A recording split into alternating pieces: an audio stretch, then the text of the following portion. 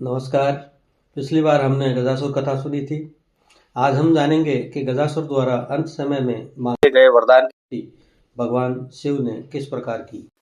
गजासुर कथा में हमने सुना था कि देवी पार्वती की आज्ञा से नंदी को लेकर भगवान शिव को गजासुर के उदर से मुक्त कराने चले गए थे तथा देवी पार्वती स्नान करने को चली गई थी। क्योंकि नंदी के चले जाने पर कैलाश द्वारपाल नहीं था, अतः देवी पार्वती ने अपने शरीर के उपटन से एक बालक के शरीर का निर्माण कर उसमें प्राण फूंक दिए।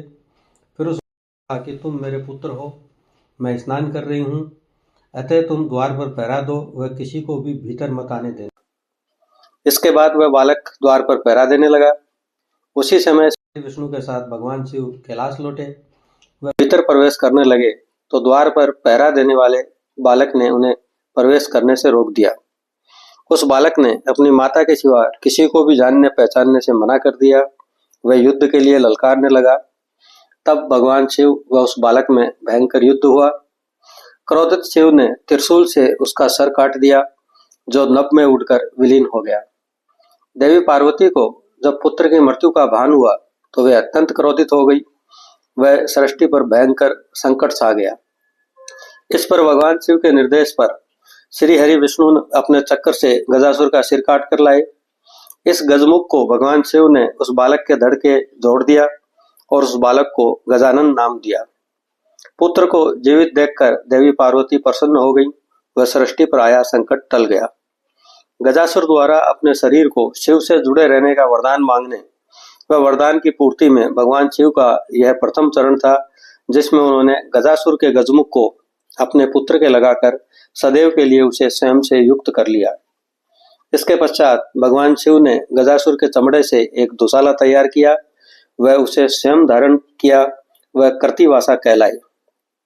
इसके पश्चात भगवान शिव ने गजासुर के धड़ से एक लिंग का निर्माण किया और उसे काशी में स्थापित किया। इस दिव्य शिवलिंग का नाम कर्तिवासेश्वर महादेव हुआ और काशी तीर्थ के मंदिरों में यह शिवलिंग एक विशेष स्थान रखता है।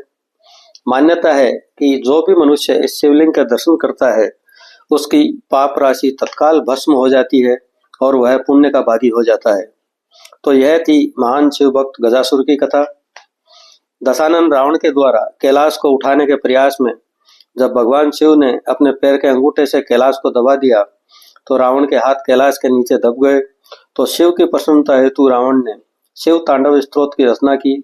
उसमें भी रावण ने भगवान शिव द्वारा हाथी की खाल का दुशाला ओढ़ने व गज अंत की महिमा का वर्णन किया था। इस प्रकार भगवान शिव ने एक महाबलशाली वरदान प्राप्त असुर गजासुर का अंत कर देवताओं व सृष्टि को भय मुक्त किया।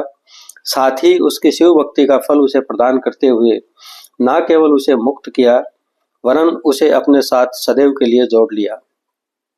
आपके सुझाव हमारे लिए महत्वपूर्ण हैं, अतः कमेंट, लाइक, शेयर व सब्सक्राइब करना ना भूलें।